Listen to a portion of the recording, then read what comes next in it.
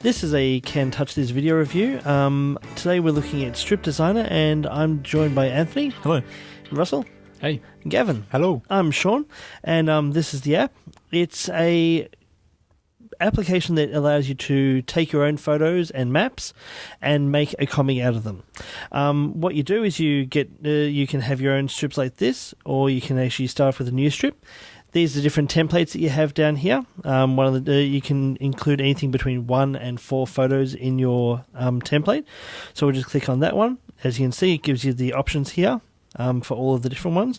Down the bottom, you can actually choose between if you only want ones that have 3 photos in them, and you can choose just those or any, as you can see. So I'll just choose one of them just to give you a bit of an example of how this works. It comes up like this. If you've ever used Comic Life on the Macs, it's very similar to that. So you have a template like this. Click to add a photo. Click harder to add a photo. Double click to add a photo. And go to your photo album, hit last import or wherever it is that you've got your photos stored at the moment. Click a photo, it just brings it in. You can then move your photo around, pinch to scale, and you can also rotate. If you want to do things a bit more fine, down the bottom here, there are different bits and pieces. So what we'll do is we'll go to here. One of the little things that is nice is there's filters you can apply to it. So you can make a grayscale, sepia, invert the colors. And when you do actually do one of these filters, it's not 100% filter. So if I want to go sepia, I can actually have a slider that allows me to choose how much sepia I want to add. And you know that, and you can apply any of the filters, and there's a little tick next to it there that allows you to know that that filter is applied, or I can just hit remove for a filter. One of the filters that is quite nice to play with is the comic filter that does sort of solarize the picture to play with it like that. And again, you can change the different level of that effect. One of the other things that you can do is you can actually choose a map as a source as well. When you do so, you can choose your position. It asks you to allow it, and it will find your position for you. Then you can just use the standard or the satellite or the hybrid and input, the usual pinch, zoom, hit done, and it will drop the map into the panel for you like it normally is. One of the other things that you do want to play with when you do comics is to actually add in different effects. One of those effects is a balloon. So if you just want to click on it, drag it up there, drag it into there, double click, and whoops. And if you type, it's even better. Just type hello, and then you can change the font. And one thing I was quite surprised was that fonts there. Yeah, I wasn't aware that there were this many fonts on the iPad. So you can choose whichever font, probably not the Hebrew. Plain Arial is fine. Bold Italic. And also, one other thing is it allows you to install fonts.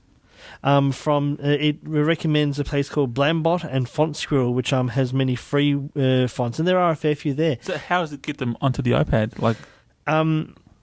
What you do is you tap the plus to get to a web browser. Yep. Once you find the font, click download it. Make sure you pick the TTF, and it will download it onto the device. Cool. So it has its own built-in web browser, which will go out. You select the zip file with the font in it. It'll unzip it for you and keep it in its own storage space. And that's very cool. That's cool. Yeah. That is very cool. So you can choose the different fonts as you can see there. And then, of course, you can change your text color. You can change the fill color of the box, the border, if there's a shadow, the alignment. So it can be down the bottom of the box if you have a large box like that. Hello. See, it's down the bottom. That one brings into the center. Have it left and right justified. So it actually does give you a lot of playing room with it. When you can also rotate the boxes as well. That's pretty cool. So there is a lot of playing with it you can do. One of the other things you can add is a sticker. So there's different effects. So your kabam, pow, crash. You can make a Batman comic if you want. And also exclamations. So different ones like that. Go back here. Mustaches. That's cool. Course compulsory that you need to do it, and other. So cute little things like that. What you can also do is you can create a mask onto. So if I choose a photo, we'll just choose this one of a 7-Eleven. And with a brush, I can choose... Oops. I'm getting rid of the wrong part. Undo. But I could delete the outside area. So this is very basic Photoshop work. Imagine you do this with a lot more care. And we go up and down like that. Whoops. And we're done. Whoops. Undo that last one. Done. Oh, yeah. And then that drops it in, whoops. As a picture. As a little picture that floats on top. Hmm. So it does allow a lot of... and also you give it your opacity so you can sort of see through it.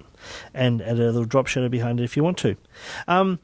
Once you've actually finished your comic, if you go to share, you then have to go to share again. I have no idea why. But it allows you to copy the clipboard, you can go to the photo or the high-res version, and you can also email as PDFs or high-res JPEGs. And of course, you can put it on your Flickr, your Facebook, or your Twitter as a TwitPic. That's pretty cool. So there's a lot of ways you can actually share your work with other people. One thing I would have liked is to actually be able to create multi-page comics. That option isn't there, but otherwise it's a really nice app, and for $3.99 it's a nice little thing if you want to share a few different bits and pieces with other people. It's nice. So I'm giving it 4 stars, and It's good. Awesome, thank you. Thanks.